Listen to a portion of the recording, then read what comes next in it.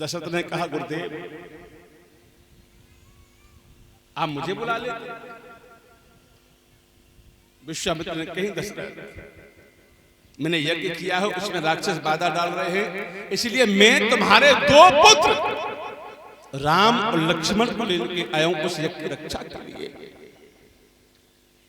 महाराज अवधेश ने कहा गुरुदेव अभी राम लक्ष्मण छोटे छोटे बालक हैं, ये क्या रक्षा कर पाए, आप मुझसे कहिए मैं चलूंगा फौज लेकर। विश्वामित्र ने कहा दशरथ जिस यज्ञ से हमने तुमको 4 दिए क्या उस यज्ञ की रक्षा के लिए आप 2 दे सकते हो? अवधेश दशरथ क्यों घबरा रहे पता है? क्यों मना कर रहे हैं? क्योंकि राम जो है वो दशरथ के बेटा है ही नहीं, अधिकार अपने को होता है, अधिकार अपने पे होता है, क्योंकि राम दशरथ के बेटा नहीं है। और चौपाई पढ़ लो आप कि सब सुतम होई प्राण की नाही और राम देत ना बनत गुसाई। मैं राम को नहीं दे सकता क्योंकि राम का मेरा अधिकार नहीं है, राम मेरा बेटा है ही नहीं। तो फिर राम किसका बेटा है बता दो, नो कह दो करो हो बताओ ये राम जो है महाराज जटाऊ के बेटा है। किसके हैं? जटाऊ महाराज के। क्यों कि राम का जन्म होने से पहले दशरथ ने अपने बेटे बड़े बेटे का दान किसको कर दिया था? जटाऊ महाराज को। ये कब की बात है बताओ? एक बार महाराज दशरथ स्वर्ग में युद्ध करने गए थे देवताओं के साथ। युद्ध जब जीत गए स्वर्ग में तो वापस हो रहे थे स्वर्ग के मार्ग से, तो स्वर्ग में उन्हें कौन मिला है? शनिदेव महाराज। भयानक रूप में शनिदेव महाराज ने अपनी पीठ को फेर लिया है। महाराज अब देश ने कहा भैया तू कौन है जो हमें देख के अपनी पीठ फेर रहा है? शनिदेव ने कहा महाराज आप धर्मात्मा हो, आप अगर मुझे देख लोगे तो तुम्हारा काम बिगड़ सकता है। महाराज अब देश ने कहा नहीं अपना मुझे चेहरा दिखाइए। और जो शनिदेव का चेहरा महाराज ने देखा और चेहरा देख के महाराज बेहोश हो गए, आकाश में से गिरने लगे हैं नीचे धरती पर। ऊपर जटायु उड़ रहा था, जटायु ने गिरता हुआ महाराज दशरथ को देखा है। उसी समय जटायु ने अपने पंजों में महाराज अवधेश को पकड़ लिया है, धरती पर उतार दिया है। महाराज दशरथ को होश आया और जटायु से कहा भैया जटायु तूने मेरे प्राणों की रक्षा की है, आज से तू मेरा सखा है, मेरा मित्र है, और तूने मेरे प्राणों की रक्षा की है तो तू मुझसे कुछ मांग ले। जटायु ने कहा दशरथ अगर तू मुझे अपना मित्र मानता है तो मेरे कोई औलाद नहीं है, मेरे कोई संतान नहीं है जो मेरा क्रियाकर्म कर दे। अभी मैं भी जानता हूं तुम्हारे कोई संतान नहीं है, लेकिन तुम्हारा कोई बेटा पैदा हो जाए तो बड़ा बेटा मुझे तुम दान दे देना, गोद दे देना। उस समय दशरथ ने जटायु को वचन दिया है कि अभी तो मेरे संतान नहीं है और मैं तो वचन देता हूं, आज से दान देता हूं कि जो भी बड़ी संतान मेरी होगी वो आज से मेरी नहीं वो तुम्हारी होगी। और परीक्षित महाराज जिस चीज को हम दान कर देते हैं उस पर हमारा अधिकार नहीं रहता है, अधिकार खत्म हो जाता है। तब कह रहे हैं कि सब सुत मोय प्राण की नाही और राम देतना बनत। इस भेद को के भी जानती थी,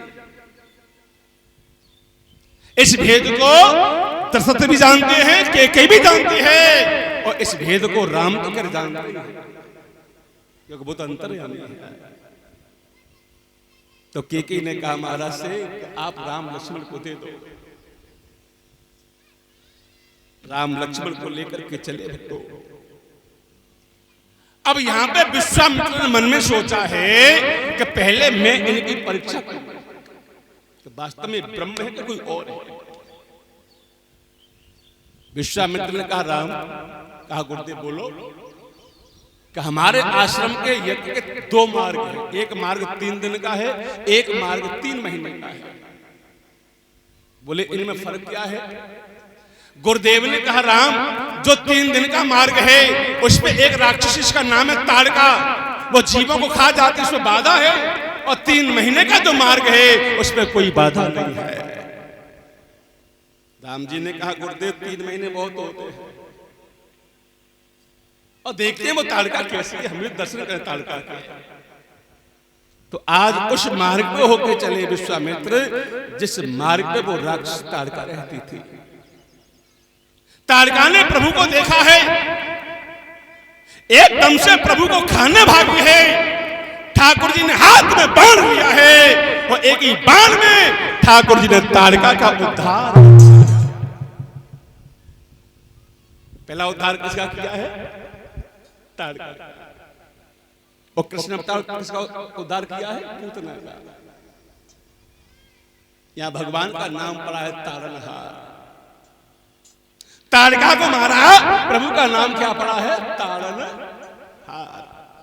यज्ञ में पहुंचे, ताड़का का बेटा सुभाव आया है, भगवान ने सुभाव का वध कर दिया है, खरदूषण भाग गया है, मारीच आया है।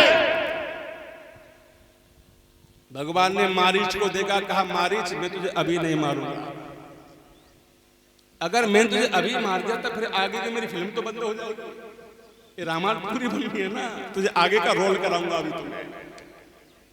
ठाकुर जी ने मारीच में बिना फन का बाण मारा है, वो जाके लंका में गिरा है। गुरु का यज्ञ सफल हुआ, पूर्ण हुआ। अब आ जाइए कहां पर? मिथिलेशपुरी में, जनकपुरी में, जहां के महाराज जिनका नाम था शीरध्वज जनक। ये 2 भाई हैं, एक का नाम है शीरध्वज जनक, एक का नाम है कुशध्वज जनक। शीरध्वज जनक के 2 बेटे हैं, सीता और उर्मिला, और कुशध्वज के 2 बेटी हैं, मांडवी और सुकीर्ति। ये सीता छोटी सी है, 6 साल की है। एक बात बता, ये पहले बेटियां होती हैं, छोटी छोटी बेटियां कहाँ खेलती है पहले पता है? कि तो आंगन लीपती, ओके गुड्डिया गुड्डन को ब्याह खेला होगा शायद हमारे। अब इनको क्या पता है बेचारी, ये तो मोबाइल में लगी है। इन्हें पूछो, इन्हें खेले गुड़िया गुड्डन के। एक लंग आती, एक लंग आपस में झूठ मार, और कछु तो 5 करती।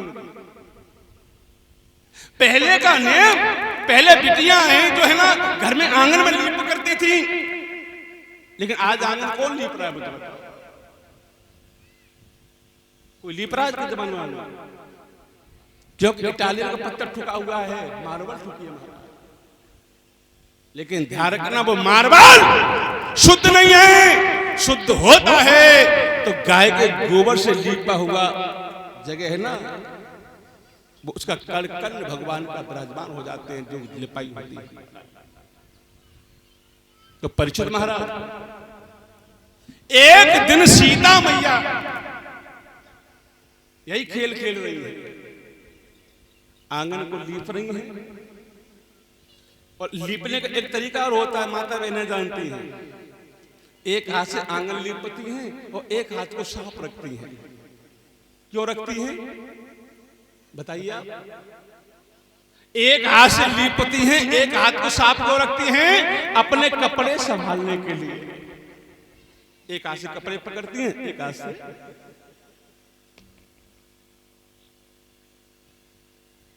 सीता मैया ऐसी लीप रही है, और लीपते लीपते कहां पहुंची है? वो धनुष के पास, जो महात्मा दधीच की हड्डियों का बना है, विनाश की हड्डियों का। अभी उसमें क्या है? उसमें जीव पड़ा है, अभी वो मरा नहीं है। उसमें जीव आत्मा, जो भवनाथ भोले बाबा का धनुष है, दधीच की हड्डियों का बना हुआ। वो धनुष को आज तक कोई हिला नहीं पाया है। और मैया सीता लीपते लीपते कहां पहुंची है? वो धनुष के पास। और बेटा क्या हुआ?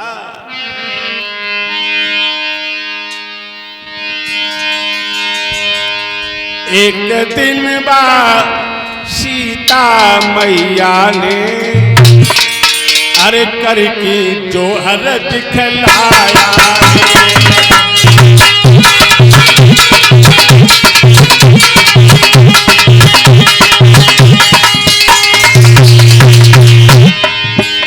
एक दिन बाद सीता मैया ने करके जोहर दिखलाया। आज धनुष हाथ में, आज धनुष हाथ में लेकर के सीता ने धनुष उठाया।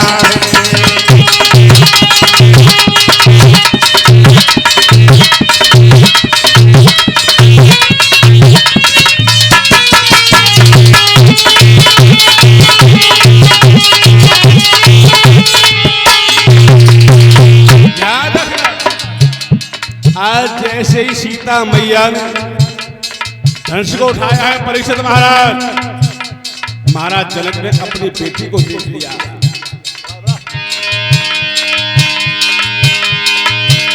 महाराज जनक ने देख लिया।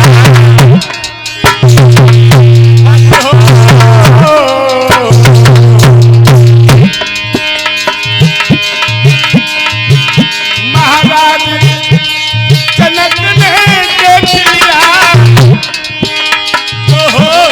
देखा जाएगा जो धनुष को तोड़ गिराएगा, सीता को कोई ले जाएगा।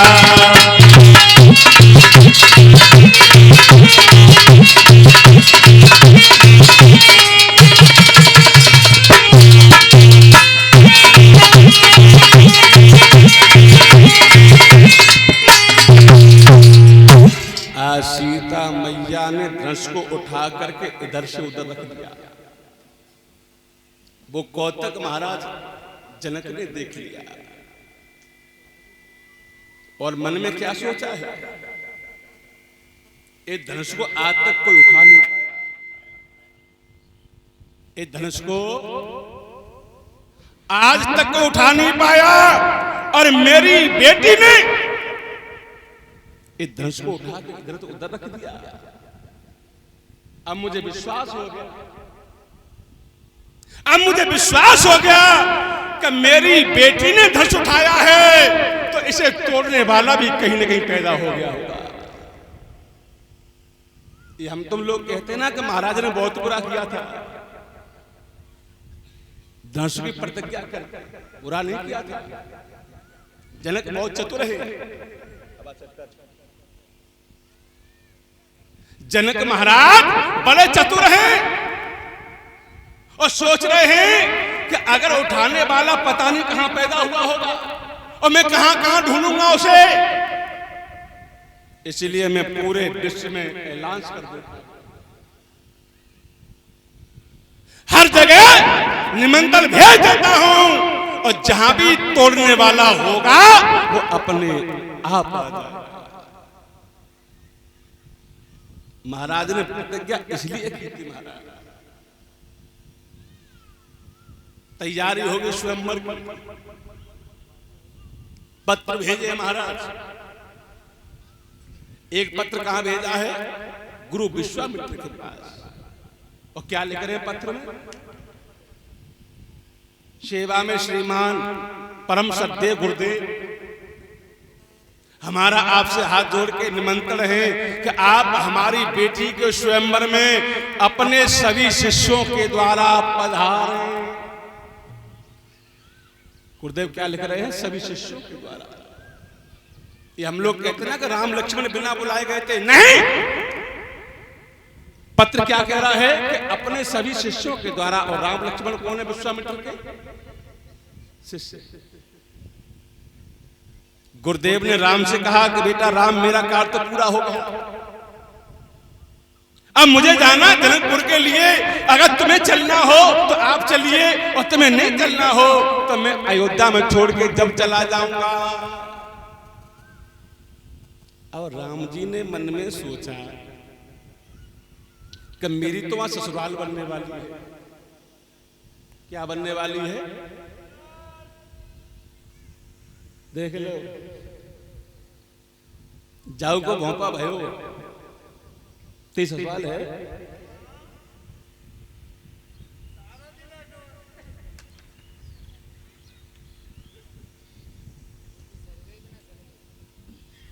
ससुराल बहुत मीठी होते, कब तक? जब तक ससुराल न हो तब तक।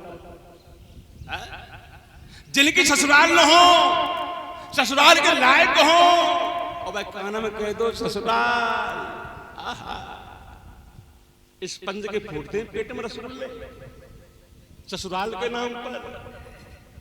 और गुरुजी 10-5 साल गुजर गए, बापू तो ससुराल कैसी लगते हैं, झरकटी को सबेर, खट्टी खट्टी। और मैं तो अपनी बात कर रहा हूं, आप तो मेरे साधु हो, देवी हो, जो बुराई करता हूं मैं अपनी करता हूं। मैं तो अपनी बात कर रहा हूं कि जब से हुई है शादी आंसू बहा रहा हूं, वो आफत गले पड़ी है, उसको पूरा जीवन निकल गया महाराज टेंट के भीतर ही, आधा रोड पे आधा टेंट में, न छुट्टी एतवार की न छुट्टी सोमवार की, एक के मारे, ससुराल के मारे। और एक बात बता दूं, ससुराल में ज्यादा मन जाना, मैं कई बार आपसे कह चुका हूं, साल में 2 साल में 4 साल में, आहा देखो कितनी सेवा होती है। पनीर के पराठे, पनीर के पकोड़े, शाही पनीर, अचार, सलाद, दहीबूरा, रायता, खाओगे दामाद खा लो। परिचय जी रोज जाओगे तो मामला गड़बड़ है। एक दामाद था और बाकी पत्नी बड़ी पढ़ाई करे महाराज, बड़ी पढ़ाई अपने मैदान करे कि हमारे पति बड़े इंटेलिजेंट हैं, बड़े पढ़े लिखे हैं, बड़े होशियार हैं। अब एक बार वो गौ पत्नी लेवाए ससुराल में, जब बात कर रहा हूं बात जमाने, ससुराल में पहुंचो ऐसा भूंकर गया, ससुराल में पहुंचो, अब पत्नी को मालूम पड़ा, आहा पप्पू के पापा आ गए, माँ बाप धर के घूंघट मार के पहुंच गई रसोई में। और रसोई में पहुंची भैया बाने, सास माता भोजन बना रही, पत्नी परोस रही, खीर पूरी पापड़। अब पापड़ चल गया। अब पति इतना भूखरिया रहे महाराज कि एक पूरी उठाए, सब्जी में लगाए और गम ले लिया, मुंह चलाए। पत्नी ने मन में सोची कि जब चूल्हे में दे दूं जाए, जाके मैं बढ़ाई करके मर गई और जान में पूरी नाक काट गई, वो तो एक ली लो पूरी। अब पत्नी चौका में ढाई रसोई में और मां से घूंघट में इशारा कर रही है कि कड़ी खाए एक की दुआई कर ले। पति ने मन में सोची कि हमारी पत्नी बहुत प्यार करती है, यूं कह रही है एक मत खाओ दूध दुए, और 2 पूरी ले और सब्जी में लगावे कद्दुआ की में और सट ली लिए। पत्नी ने को माथो पति ने सोची नो करिए पूरी माथे से लगा के तब खाओ, और 2 पूरी ले माथे से लगाए। अब पत्नी ने घूंघट में फिर इशारा करो एक अंगुरिया को, कहते चूल्हे में दे दे एक, जैसे मरो तैसे मरे।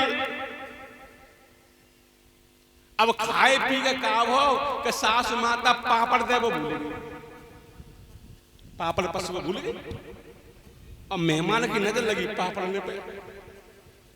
सास बोली दामाद कैसे आए? बोले अम्मा तुम्हारे गांव के पीछे बहुत बड़ा खतरा है। वो कहा कि एक बहुत लंबो सांप मिलो मोई। बल्ला के तो लंबो सांप हो। बोले माता जी मो नाते लेके तुम्हें पापड़न तक सांप तो लंबो नाते लेके तुम आए। सास बोली लल्ला मैं पापड़ दे वो भूल गई कि ना अम्मा कोई बात नहीं। तो दामाद ऐसे हो। अब राम जी ने कहा गुरुदेव हमने स्वयंवर नहीं देखे हैं, हम तुम्हारे साथ चलेंगे, क्योंकि राम को पता है कि वो कार्य मेरे बगैर बनेगा नहीं। सीता लक्ष्मी है और लक्ष्मी का जहां जहां वर्णन हुआ है तो केवल नारायण के साथ हुआ है। आज चले हैं और बेटा कैसे चले हस रघुराई इन्होंने लई है सीध लगाई। चले हस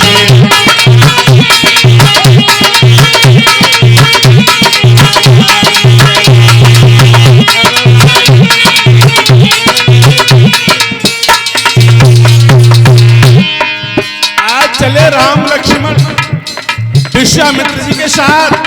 कैसे आगे चल दी ने पगधारी।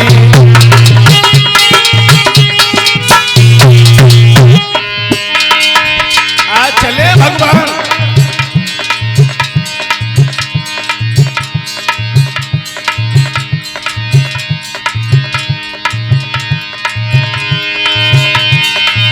आगे चल दी ने पगधारी।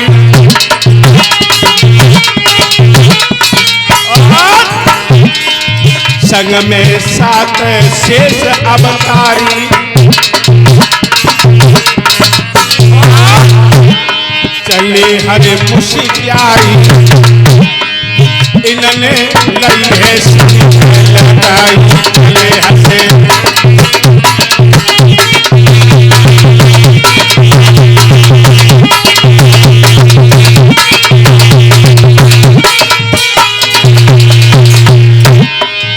राम जी बड़े आगे को आए।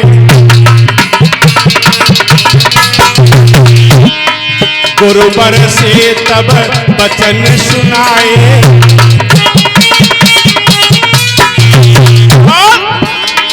शिला एक उन्हें पाई, शिला एक उन्हें पाई। इन्होंने लई है लगाई।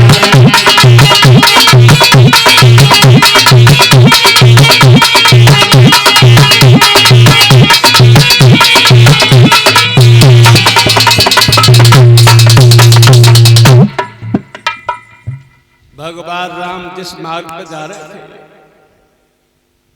उस मार्ग पर क्या देखा प्रभु ने? एक आश्रम बना है, खंडर पड़ा है, वृक्ष सूखे हैं, भूमि ऊसर पड़ी है, कौआ बोल रहे हैं। उसी मार्ग पे पाषाण की पत्थर की नारी पड़ी है। ठाकुर जी ने हाथ जोड़े, गुरुदेव ने कहा गुरुदेव ये पाषाण की पत्थर की नारी कौन है? विश्वामित्र ने कहा राम आप रोम रोम में जगत में रमने वाले हो और मुझसे पूछ रहे कौन है? लेकिन राम जी क्या कर रहे हैं? मर्यादा बंधे हैं, अपने को छुपा के रख रहे हैं। राम में यही फर्क है बस। राम में श्याम में यही फर्क है कि राम ने अपने को छुपा के रखा। जिसने पूछा केवल एक ही जवाब दिया। परिचय पूछा राम से आप कौन हो? तो एक ही बात कही कि मैं संतों के चरणों का दास हूं और महाराज अवधेश का ज्येष्ठ पुत्र राम हूं। कौशलेश दशरथ के जाए वो हम पित वचन मान बन। कभी ये नहीं कहा कि मैं भगवान हूं, कि मैं ब्रह्म हूं। पूरी रामायण को उठा के देख लेना महाराज। राम ने अपने मुंह से ये नहीं कहा कि मैं भगवान हूं, और कन्हैया ने लाखों बार कहा। उन्होंने अपने आप खोल दिया कि मैं ब्रह्म। तो राम धर्म के बंधन में बंधे हैं। और क्या करे गुरुदेव बताइए कौन है? बोले गौतम की नारी अहिल्या, पति के श्राप से ये पत्थर की हो गई है। हे राम, ये अहिल्या तुम्हारे पैरों की रज मांग रही है, अपना उद्धार चाहती है।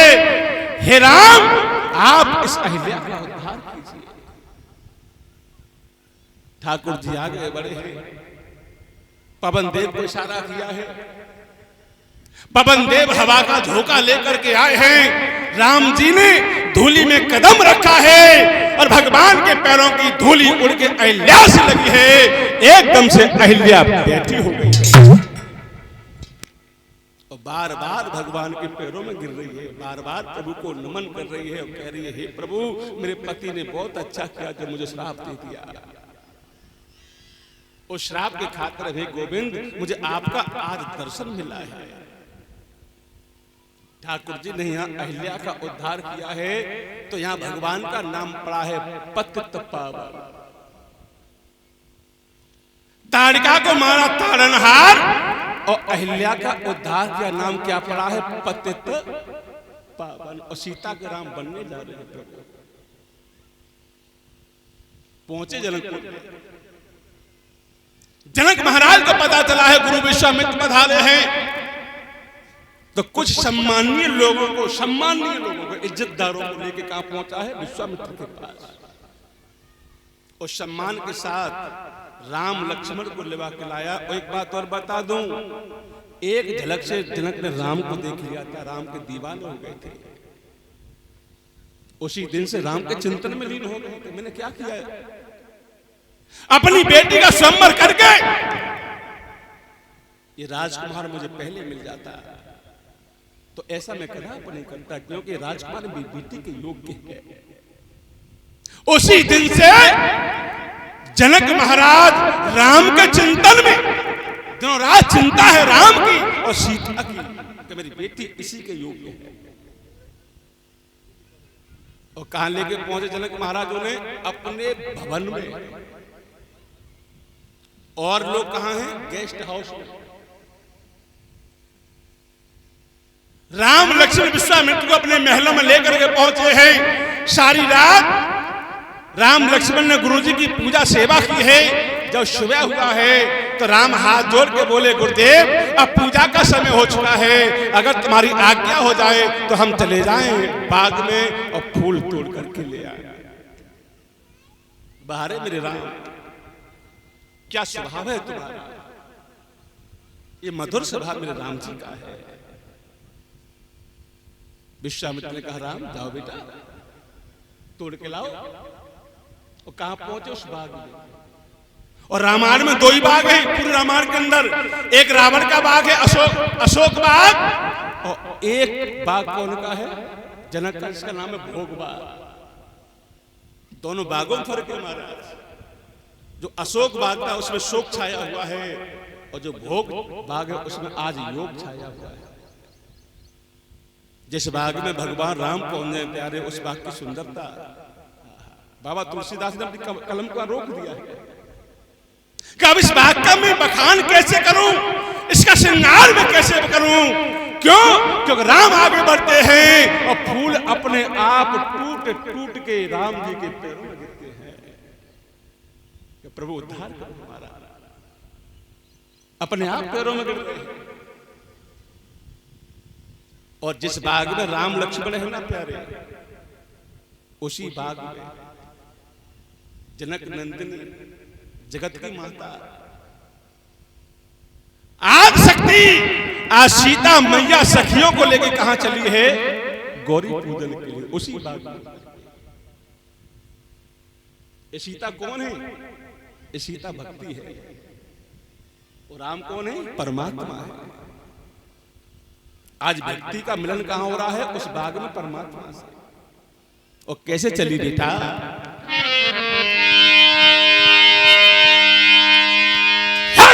सखियन को संग जानकी, अरे फूल बाग में आई, अरे बाबगिया में घूम रहे अरे राम लखन